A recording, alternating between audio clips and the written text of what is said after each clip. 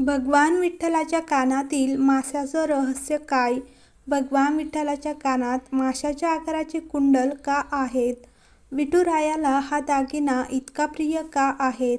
धार्मिक महत्त्व, पौराणिक कथा जाणून घेऊया. भगवान विठ्ठल, ज्यांना भाविक विठोबा, पांडुरंग, विठुराया असेही म्हणतात. भगवान विठ्ठल हे महाराष्ट्रातील वारकरी संप्रदायाचे आराध्य दैवत आहे. धार्मिक श्रद्धेनुसार विठ्ठल हे भगवान विष्णू किंवा श्रीकृष्ण यांचेच रूप मानले जातात. पंढरपूरच्या चंद्रभागा नदीच्या तीरावर असलेले विठ्ठल रुक्मिणी मंदिर हे त्यांचे मुख्य प्रमुख तीर्थक्षेत्र आहे. वारकरी संप्रदायासाठी सर्वात महत्त्वाचा उत्सव म्हणजे आषाढी एकादशी, ज्याला देवशयनी एकादशी असेही म्हटले जाते. यानिमित्त लाखो वारकरी पायी चालत पंढरपूरला वारी करतात. भगवान विठ्ठलाचे दर्शन घेतात. यावेळी मात्र अनेकांच्या मनात एक प्रश्न निर्माण होतो, तो म्हणजे विठुरायाच्या कानात माशाच्या आकाराचे कुंडल का आहेत? विठ्ठल एका विटेवर उभा आहेत. विठ्ठलाची सर्वात वेगळी ओळख म्हणजे दोन्ही हात कमरेवर ठेवलेली मुद्रा. पंढरपुरातील विठ्ठलाची मूर्ती काळ्या दगडाची असून तिचे तेजस्वी आणि प्रसन्न स्वरूप भक्तांना आकर्षित करते. डोक्यावर सुंदर मुकुट आहे. कानात माशाच्या आकाराची कुंडले आहेत, जी विष्णूच्या पारंपरिक अलंकारापैकी एक मानली जातात. गळ्यात हार, वैजयंतीमाला आणि इतर दागिने आहेत. अनेक शास्त्रीय वर्णनामध्ये विठ्ठलाच्या वक्षस्थळावर श्रीवत्साचे चिन्ह आणि कौस्तुभमणीचा उल्लेख आढळतो. त्यापैकी एक म्हणजे भगवान विठ्ठलाच्या मूर्तीच्या कानात दिसणारे दागिने अनेकदा माशाच्या आकाराचे वाटतात. आषाढी एकादशीच्या पार्श्वभूमीवर आज आपण याचे धार्मिक महत्त्व, पौराणिक कथा जाणून घेणार आहोत, जी फार कमी लोकांना माहीत आहे.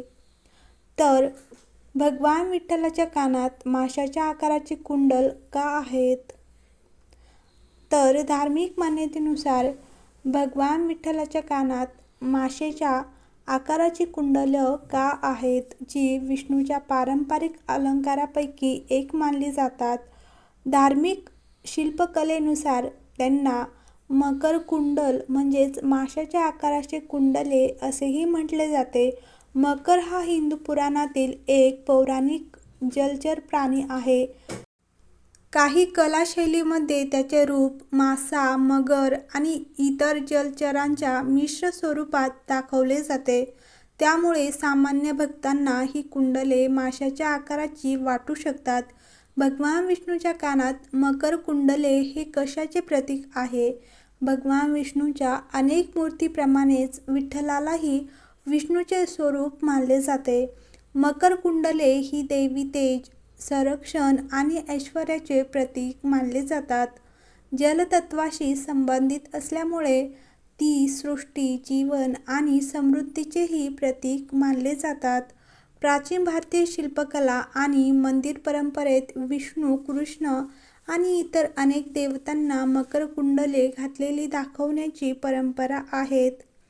तसेच मकर कुंडले म्हणजे काय? तर भगवान विठ्ठलाच्या मकर कुंडलांची रचना काही मूर्तींमध्ये माशासारखी दिसते. त्यामुळे लोक त्यांना माशाचे कानातले म्हणतात. परंतु धर्मशास्त्रीय आणि शिल्पकलेच्या दृष्टीने त्याचे योग्य नाव मकर कुंडल हेच आहे.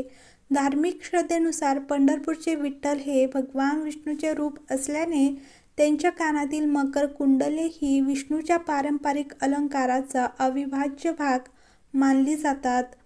तसेच भगवान विठ्ठलांना मकर कुंडल दागिना इतका प्रिय आहे का? प्रिय का आहे? तर पौराणिक कथा जाणून घेऊया. मकर कुंडले म्हणजे माशाच्या आकाराचे कानातले किंवा दागिना.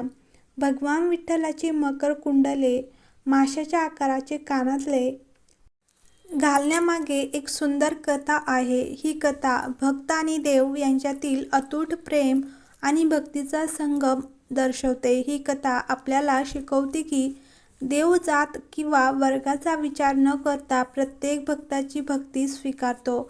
आपण नेहमी देवाशी भक्तिपूर्ण राहिले पाहिजे आणि त्याचे आशीर्वाद मिळवण्यासाठी प्रयत्न केले पाहिजेत. पौराणिक कथेनुसार जाणून घ्या की पंढरपूरच्या पांडुरंगाच्या कानात मासे का आहेत? तर एक गरीब कोळी होता जो भगवान विठ्ठलाचा मोठा भक्त होता.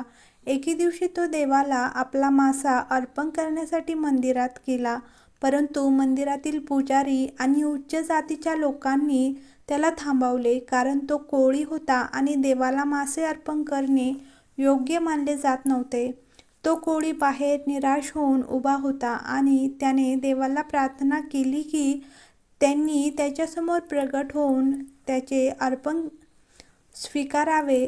त्या कोळ्याची भक्ती आणि प्रेम पाहून भगवान विठ्ठल मंदिरातून बाहेर प्रगट झाले आणि त्यांनी त्याला विचारले की त्याला काय हवे आहे. कोळ्याने आपली अडचण सांगितली आणि म्हणाला की त्याला आपला मासा देवाला अर्पण करायचा आहे. त्या कोळ्याच्या भक्तीने प्रसन्न होऊन भगवान विठ्ठलांनी त्याचा मासा आपल्या कानात कर्णभूषण म्हणून घातला. या घटनेनंतर भगवान विठ्ठल मकर कुंडले धारण केलेले दाखवले जातात, जे भक्त आणि देव यांच्यातील प्रेम आणि समानतेचे प्रतीक आहे. तर तुम्हाला ही छोटीशी माहिती आवडली असेल तर लाईक करा, शेअर करा आणि चॅनलवर नवीन असाल तर चॅनलला नक्कीच सबस्क्राईब करा.